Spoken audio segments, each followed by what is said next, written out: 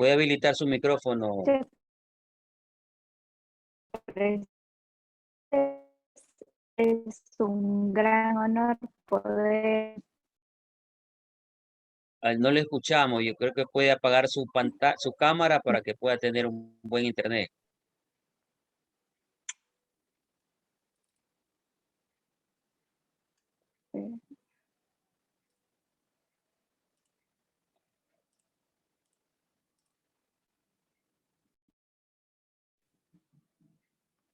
¿Me escuchan ahí tal vez? ¿Me escuchan? Sí, adelante. Sí. Perfecto. Perdón por los inconvenientes de audio. Buenas noches con todos los presentes. Es un gran honor para nosotros el día de hoy poder compartir esta última jornada de conferencias. Esta noche mis compañeros Juan Manuel Maldonado, Pedro Guerrero y yo, Ana Carolina Armijos, les compartiremos los resultados más importantes de nuestra investigación, a la cual titulamos El fortalecimiento de la economía digital como una alternativa para la recuperación post-pandemia en América Latina. Bien, a manera de introducción, es importante mencionar que la pandemia de la COVID-19 representó un obstáculo para el sistema socioeconómico a nivel mundial, pues tanto las actividades cotidianas como las operaciones llevadas a cabo dentro de esquemas productivos tuvieron ello especialmente en aquellos sectores de contacto físico. Ahora bien, el post-pandemia tampoco deja de ser hostil por los altos niveles de incertidumbre y de volatilidad. Por lo tanto, se requiere de la recuperación de la senda del crecimiento económico, que a su vez dependerá de las capacidades de las economías para incrementar sus niveles de productividad y adaptar sus cadenas productivas a nuevos esquemas de funcionamiento. Ahora bien, es importante señalar también que las infraestructuras digitales, todas las soluciones tecnológicas han garantizado la continuidad de actividades, tanto en el periodo de pandemia como de pospandemia, especialmente en aquellas economías que han decidido entrar en este proceso de transformación digital. Y hablar de transformación digital implica ineludiblemente hablar y analizar el papel que desempeña la economía digital en cada uno de los países. Entendiendo la economía digital desde una primera instancia, podemos entenderla como aquella que es capaz de crear y capturar valor económico, especialmente en aquellos países en donde se aprovechan los datos y las tecnologías dentro de los procesos de producción y de innovación.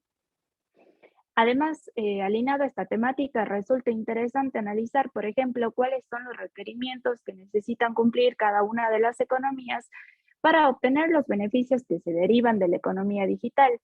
Háblese, por ejemplo, de inversiones en infraestructuras digitales de calidad, háblese también de procesos de alfabetización para el sector público, el sector privado, en el sector de la educación en general. Por lo tanto, el objetivo de nuestra investigación fue identificar y describir las características, los beneficios y los obstáculos de la economía digital, considerándola como un factor decisivo de recuperación y crecimiento económico en escenarios de alta volatilidad e incertidumbre, como lo es la coyuntura actual de pospandemia, para los países de América Latina mediante una revisión bibliográfica profunda. Para poder lograr dicho objetivo, utilizamos el método analítico sintético para seleccionar informes provenientes de organismos regionales e internacionales especializados en el tema en cuestión, así como también para la selección de artículos realizados por autores que analizan a la economía digital actualizada. Se una primera inicio de evaluación. No obstante, este tuvo que ser ampliado desde 1995 debido a que la economía digital comenzó a adquirir altos niveles de importancia cuando se popularizaron las tecnologías de información y de comunicación. Asimismo, se emplearon los términos de búsqueda, economía digital, digital economies y economía digital en Latinoamérica, sin aplicarse otros criterios de exclusión. Nuestras bases principales de búsqueda fueron Scopus, Redalic y Dialnet, permitiéndonos finalmente obtener un total de 55 artículos citados. Ahora bien, Antes de entrar a la definición de la economía digital, es importante hablar del dato digital, de dónde surge. Básicamente, en el escenario de pandemia y pospandemia, como se mencionó anteriormente, las infraestructuras digitales fueron las que garantizaron la continuidad de actividades cotidianas y productivas, pero en este escenario de pospandemia debemos priorizar esfuerzos en cuanto a la gestión del cambio como tal, que se realiza dentro de un marco netamente digital y que va recogiendo huellas de sus usuarios que se materializan a través de datos digitales. Estos datos digitales, a su vez, pueden ser utilizados para disminuir los niveles de incertidumbre y de volatilidad que caracterizan a la coyuntura actual. ¿Qué es el dato digital? Primero, el dato digital es el elemento trascendental que se encuentra detrás del concepto de economía digital. El dato digital es aquel que tiene que ser susceptible de transformación hasta convertirse en información accionable, útil y urgente. Por lo tanto, los análisis de jóvenes pueden dar paso al establecimiento de planes y programas de desarrollo. Y de ahí también radica la importancia de la economía digital, porque permite mejorar indicadores socioeconómicos, es decir, resuelve problemas económicos y sociales y que además guardan una estrecha relación con los objetivos de desarrollo sostenibles.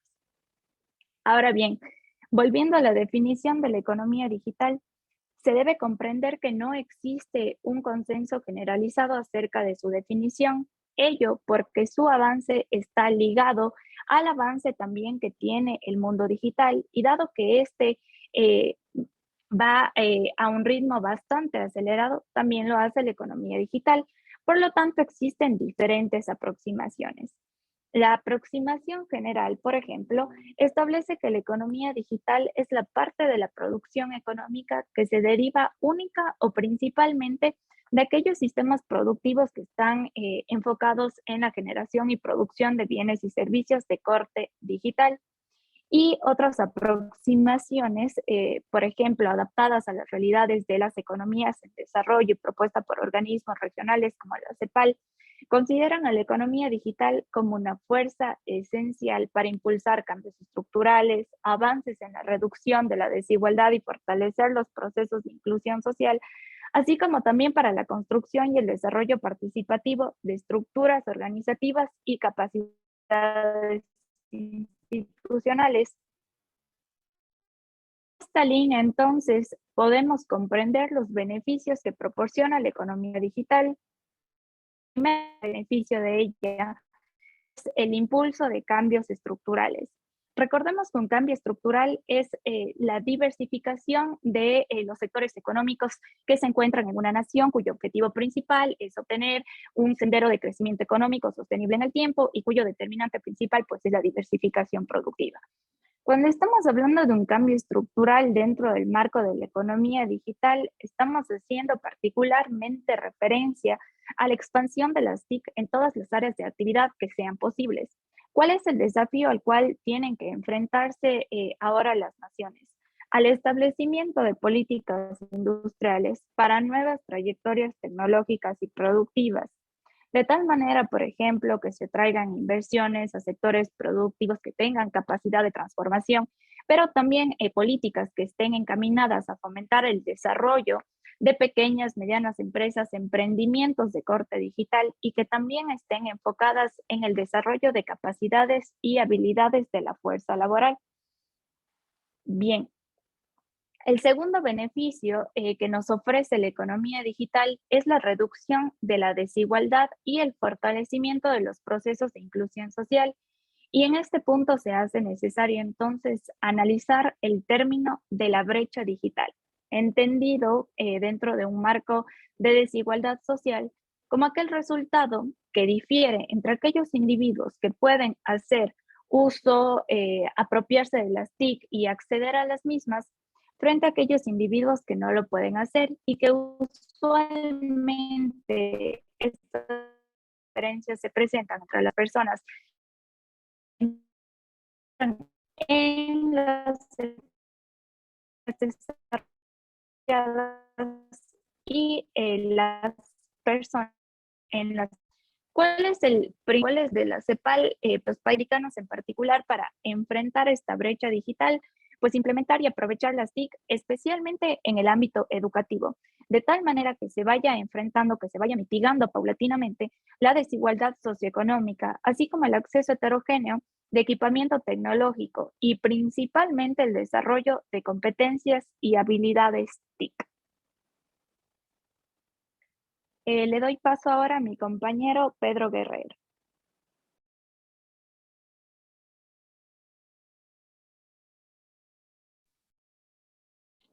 Muy bien, buenas noches con todos. No sé si me están escuchando bien.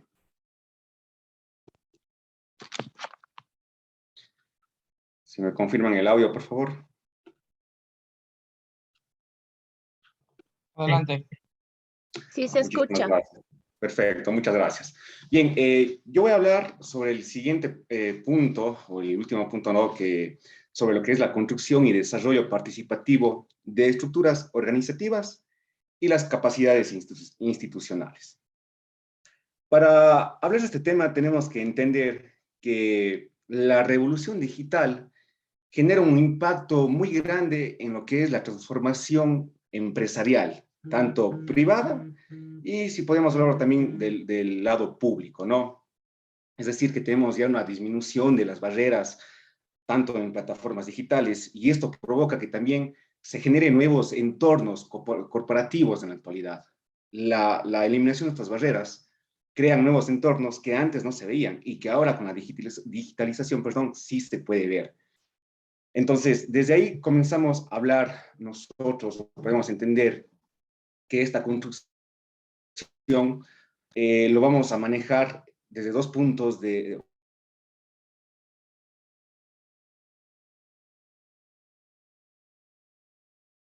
que existen ahora desde la industria 4.0, desde lo que son chips, lo que es robótica, lo que es 3D, apoyan a todos los procesos, ya sea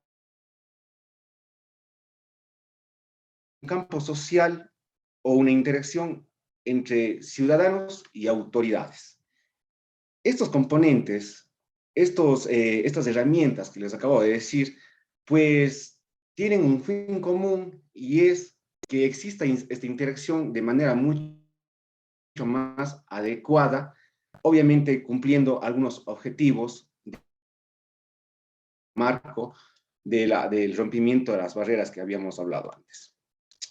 A ver, tomando en consideración estos diferentes escenarios, tanto del sector productivo, tanto del sector social, tenemos que tomar en cuenta algunas dimensiones, que es muy distinto a los escenarios, pero sí son dimensiones que influyen de manera indirecta o indirecta, dependiendo del escenario a lo que nosotros estábamos hablando.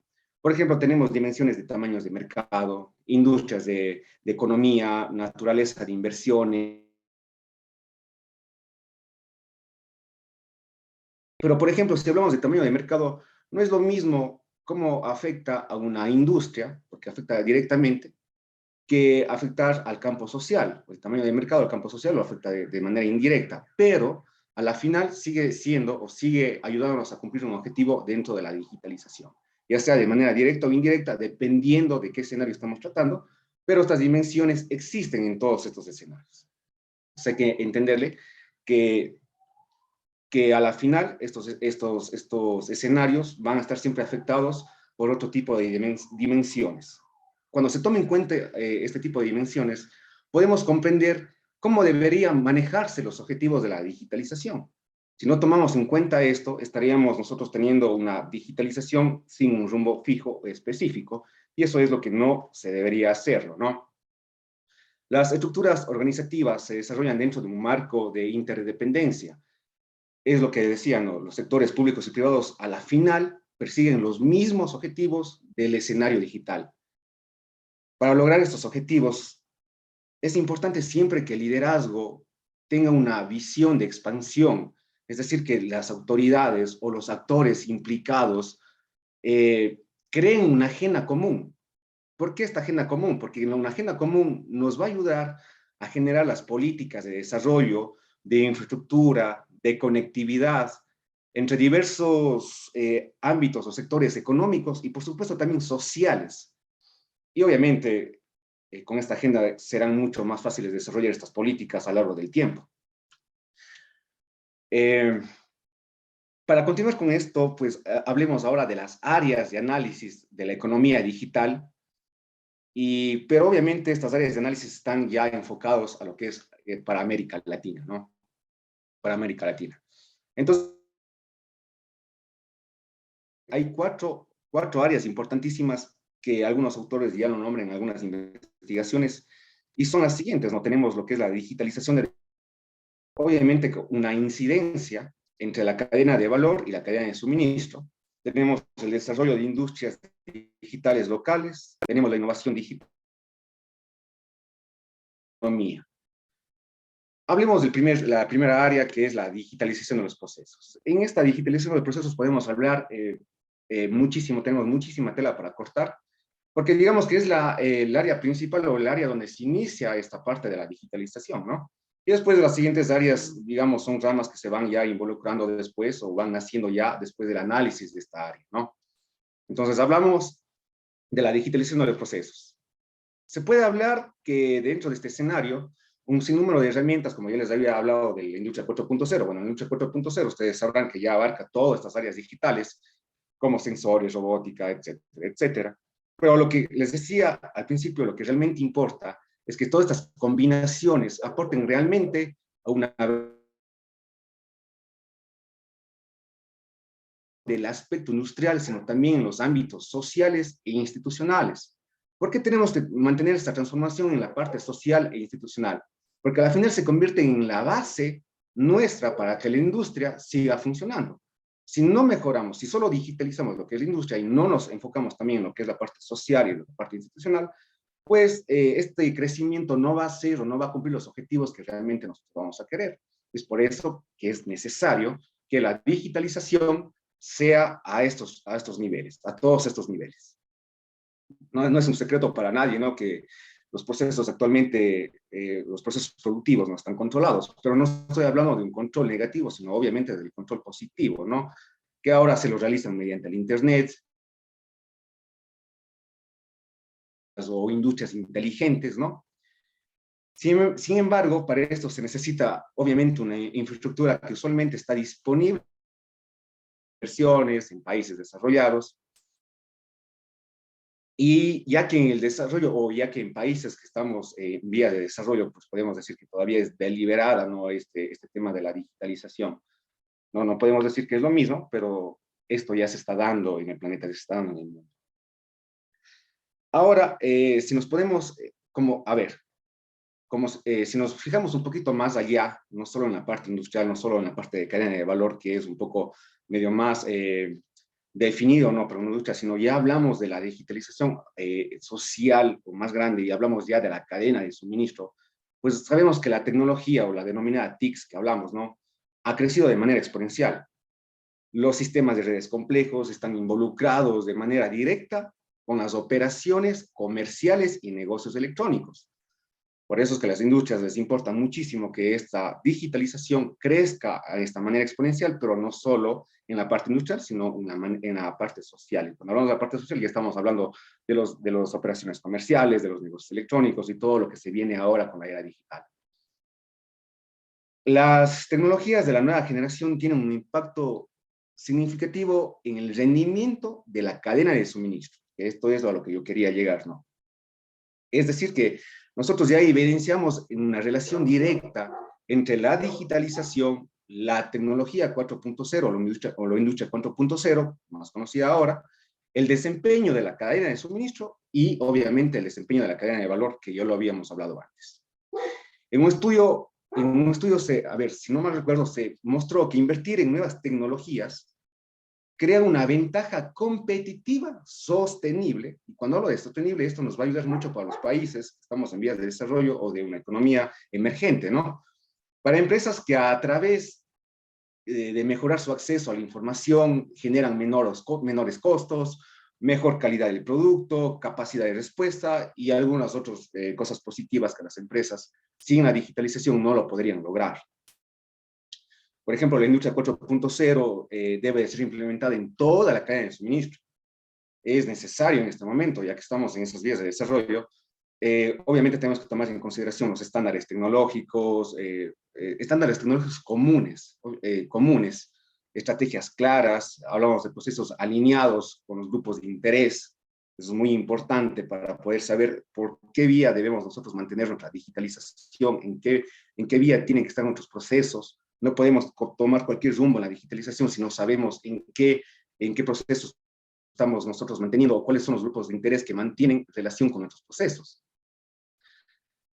La necesidad de avanzar hacia la mejora de la sostenibilidad de la cadena de suministro en los países emergentes, por ejemplo, como es necesario que se ponga la sostenibilidad en este tipo de sistemas de digitalización, ya que va a ser afectada directamente la gestión, evolucionando acorde a los cambios tecnológicos. Es decir, si evoluciona la cadena, evoluciona mi digitalización, y al contrario, ¿no? O al revés. Si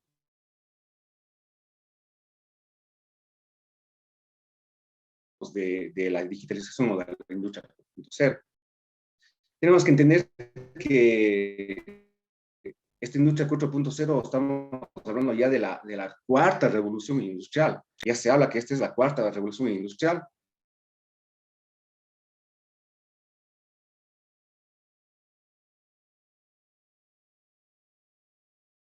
Industria 4.0. Hablamos de, bueno, no hablamos que solo automóviles, sino hablamos de fábricas que son totalmente automáticas, que son controladas desde un celular.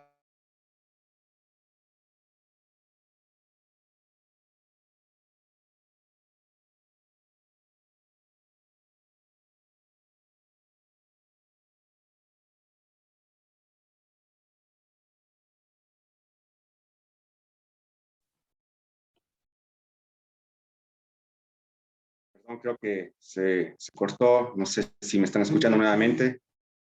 Sí. Si me confirman, por favor. Sí. Muchísimas Sí, gracias. se escucha. Bien, les comentaba, ¿no?, que las industrias actualmente pueden ser controladas con una tablet, que hablamos que se incorporan procesamiento de datos en grandes volúmenes, logrando que las máquinas sean autónomas.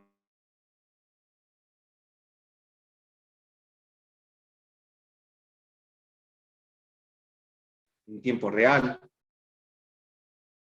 Sí, sí me están escuchando, ¿verdad? Parece que alguien me dijo algo.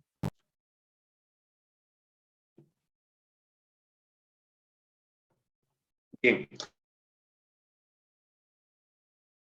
De industrias locales para, por cuestiones de tiempo, pues vamos a ver si hablamos un poquito más rápido de esto. En el desarrollo de industrias locales, recuerden que estamos hablando a nivel.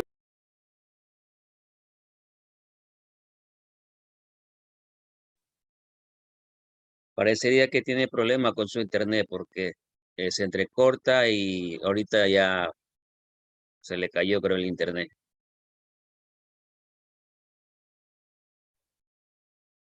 Adelante, Pedro. Continúe con su disertación de la conferencia. No sé qué está pasando, pero se desconecta y estoy con el internet. O sea, muy bien, según yo. Bueno, no sé si me están escuchando, ¿verdad?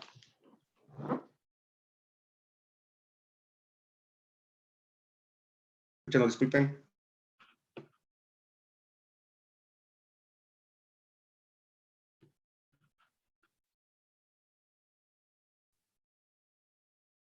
Sí, adelante. No podemos contestarle porque estamos grabando. Le indicamos con la señal de la mano. Bien, muchas gracias. Bien, de crear emprendimientos, o más bien dicho, cuando hablamos del desarrollo de industrias locales, nos hablamos del crear emprendimientos digitales, pero dirigidos por un capital humano, dicho en otras palabras, que esté alfabetizado. Pero cuando nosotros hablamos de una alfabetización digital, generalmente nosotros consideramos que esto se enfoca al manejo de un ordenador o de un software, ¿no? Pero en realidad esto no es así. La realidad de la alfabetización digital es en sí la rama que netamente maneja la capacidad o se enfoca en la capacidad de los individuos para entender, para comprender información. Y esto va a ser independiente del formato en que se presente esta información. Pero la capacidad de entender esta información. Esto puede incluirse inclusive con lo que son imágenes, lo que son sonidos, etcétera. Pero la capacidad de entender o de gestionar esta información es la alfabetización digital. Esta capacidad de gestionar esta información, como lo había dicho, ¿sí? Y por último, para cerrar ya mi presentación, pues hablaremos ya en un solo, estas dos áreas, ¿no? En una sola, lo que es la innovación digital y lo que es el peso de las industrias digitales. Si bien desde la perspectiva macroeconómica la innovación tiene una relación directa o bien estrecha con el desarrollo económico de un país, ya lo habíamos tocado anteriormente, ¿verdad? Esto de acuerdo con la Organización Mundial de la Propiedad Intelectual. No lo decimos nosotros, esto está en las investigaciones, esto ya lo dice la Organización.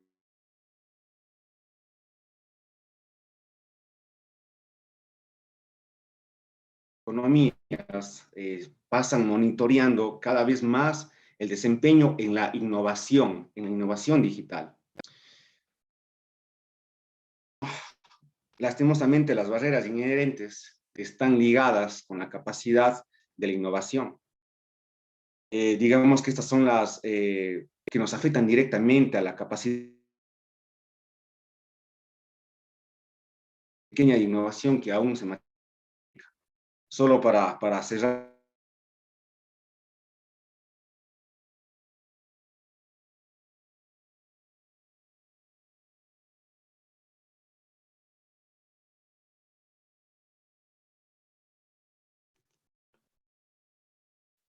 Quería darles como un dato, como último dato, que solo un 28% del contenido web en Latinoamérica, lo que se consume en América Latina, es producida por la propia región. O sea, es una cantidad mínima de lo que se puede hacer o lo que se puede innovar dentro de lo que es consumo digital o consumo web en este caso. Y bueno, en este caso ya le doy o le cedo la palabra a mi compañero Juan Maldonado. Muchísimas gracias por su atención. Muy buenas noches, con todos, un gusto poder continuar con esto. Bueno, hablando sobre este análisis que se ha hecho sobre la economía digital en América Latina, resulta pues que como en todo entorno se presentan grandes retos para poder alcanzar estos objetivos de perspectivas digitales, ¿no? Como es principalmente la economía digital. La primera cuestión que tenemos y que es importante es la falta de participación de los actores sociales. Por un lado tenemos los actores que son los públicos y privados, en los que se pueden incluir la academia, las empresas y el Estado, que deberían volverse actores que actúen en sinergia para tratar de lograr objetivos comunes que logren justamente la adaptación económica digital. Por un ejemplo, lo que está pasando hoy en día es que la academia se está quedando rezagada en Latinoamérica respecto a las nuevas tendencias digitales que están apareciendo en el mercado. Resulta algo un poco no novedoso, pero sí algo preocupante, de que las tecnologías están evolucionando y están apareciendo mucho más deprisa que la capacidad de adaptación que tienen los diferentes participantes y los actores sociales. Por ejemplo, la academia le está resultando muy difícil hoy en día tratar de ir implementando o tratar de ir añadiendo a sus planes de estudio todos estos nuevos factores de la economía digital que van apareciendo hoy en día.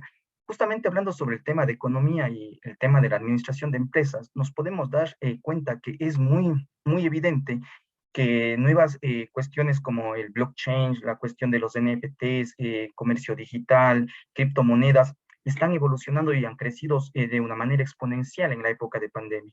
El problema es que tratar de adaptar todo esto en los planes de estudio y a la velocidad que está sucediendo es sumamente complicado. A medida de que las universidades tratan de implementar o tratan de acoplar estos nuevos temas a sus cátedras, resulta que en ese proceso ya estos nuevos temas están dando un nuevo salto y es casi imposible ir a la par.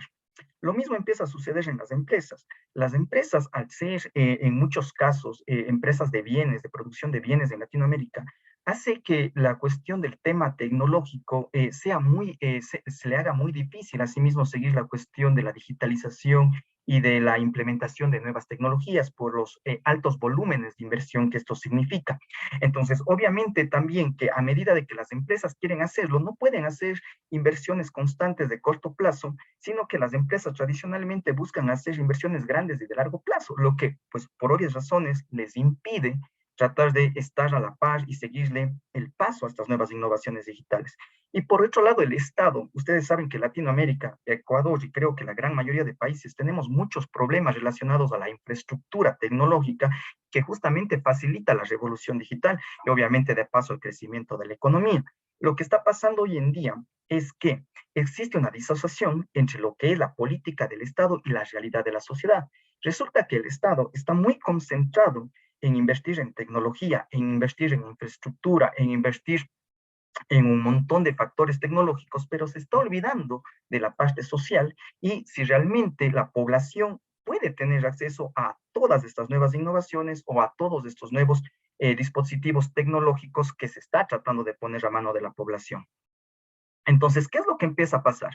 Que la segunda parte de los actores sociales, de la falta de participación de los actores sociales, tiene que concretarse en el diseño de políticas públicas justamente para esta era digital y así poder vivir una convivencia social donde se logre alcanzar a todos los actores sociales y no solamente a un pequeño grupo.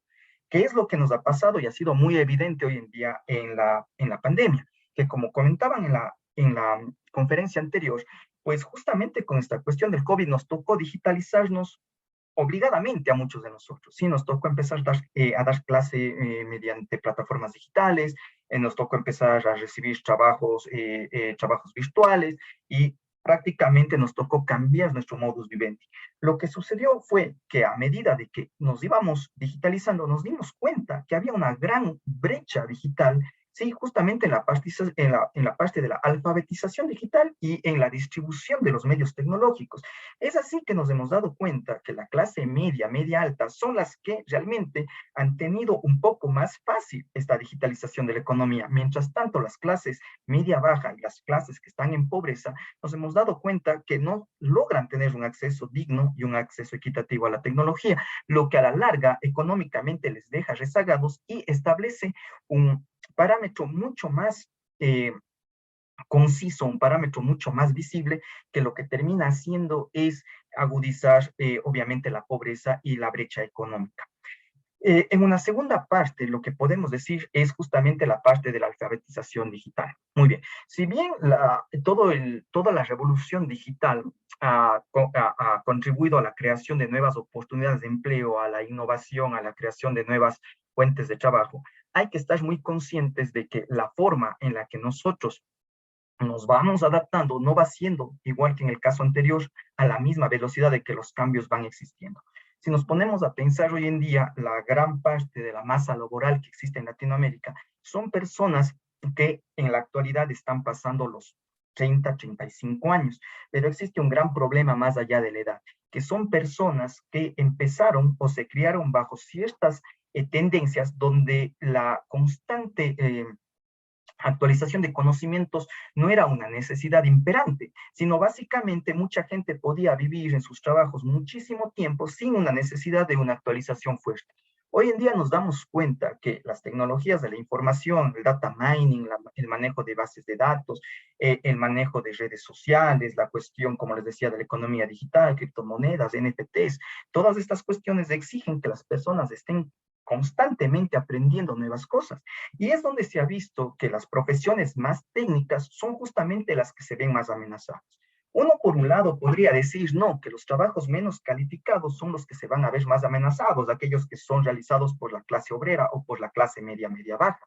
Pero resulta que en los estudios se muestra que realmente los trabajos que están más amenazados hoy en día son los trabajos en los que se requiere una mayor calificación profesional.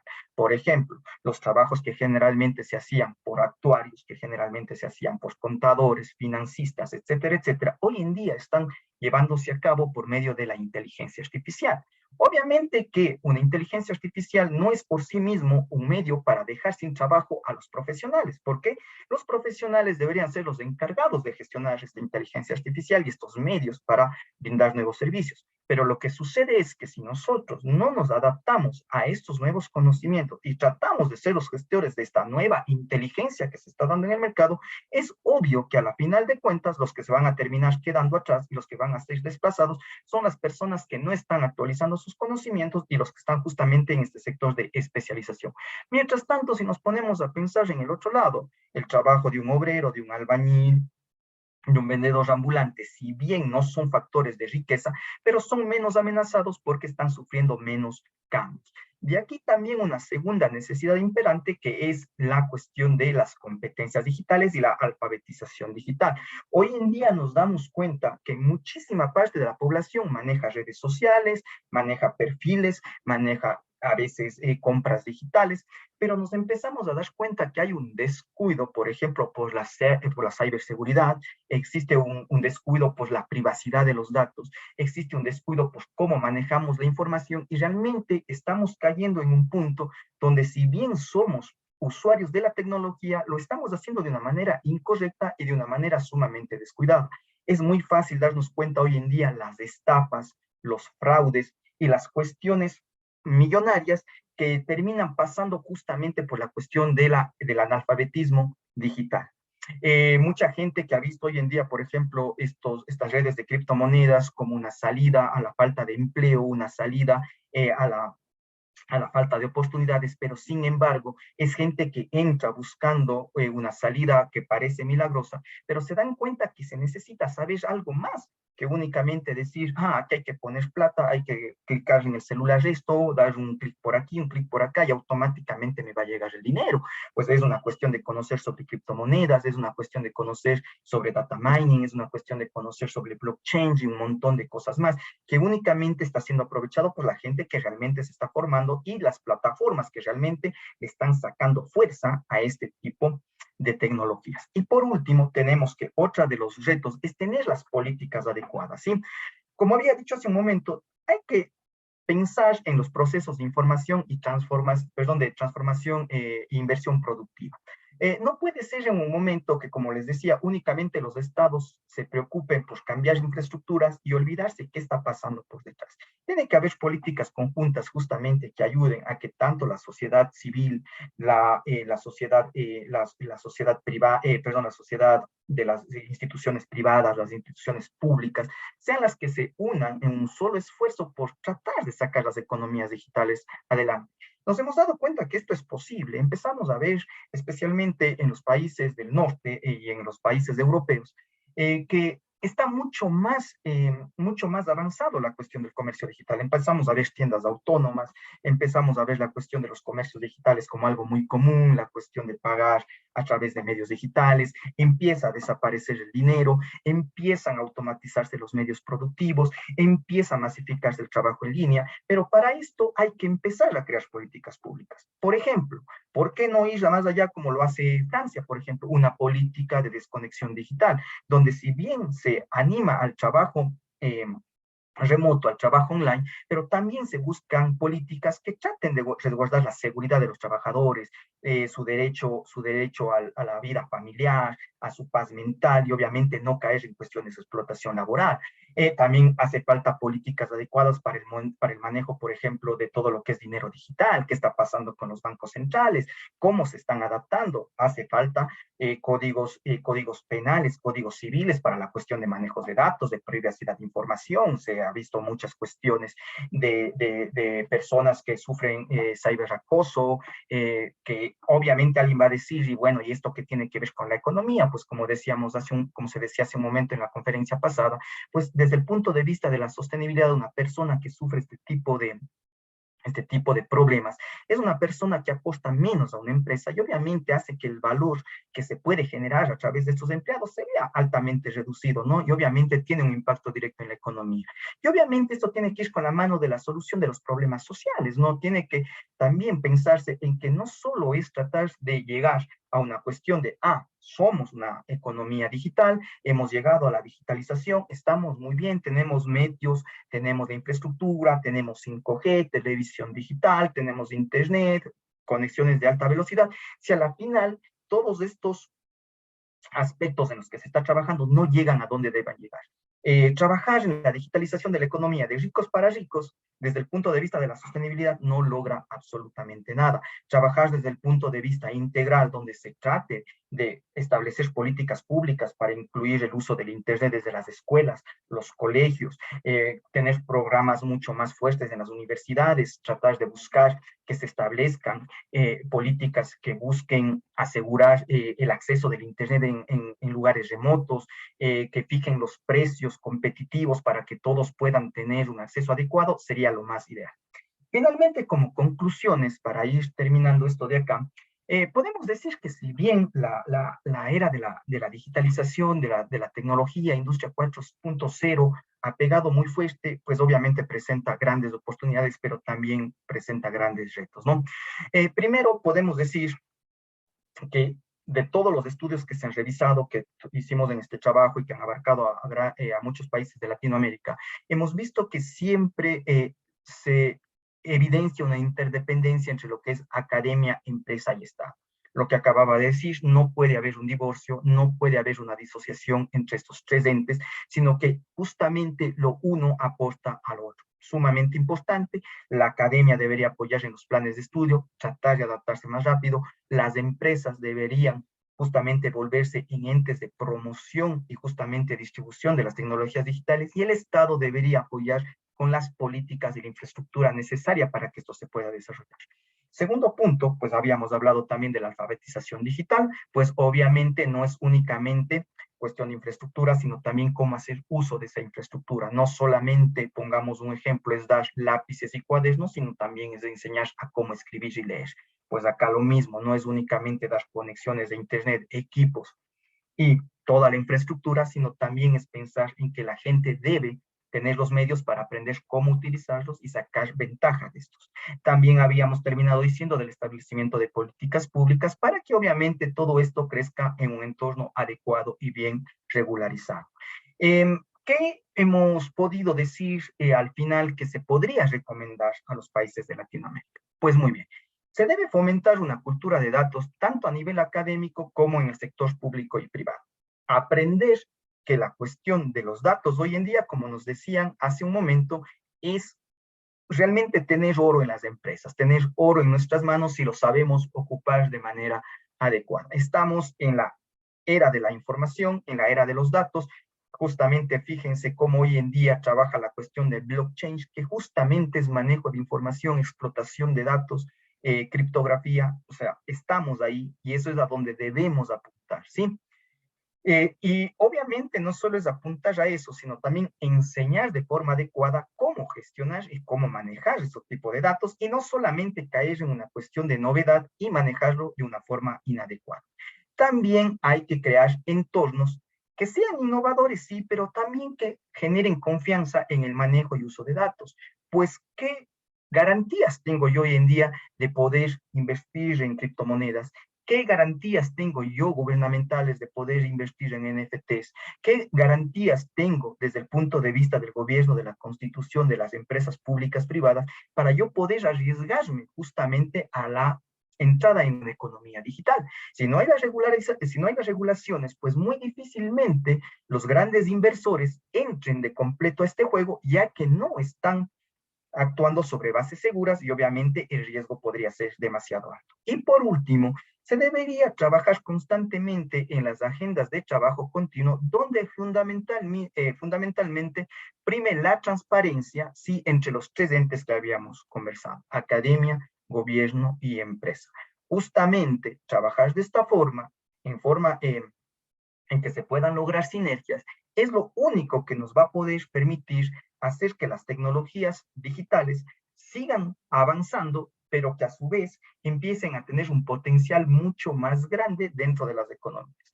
Y pues solo de esta manera, el día de mañana, los emprendedores tendrán nuevos medios, nuevas maneras para gestionar sus negocios, para poder lanzar sus ideas, y obviamente las empresas ya establecidas tendrán también a su mano un conjunto de herramientas que les permita seguir mejorando su gestión y obviamente tratar de seguir apostando a la economía de un país.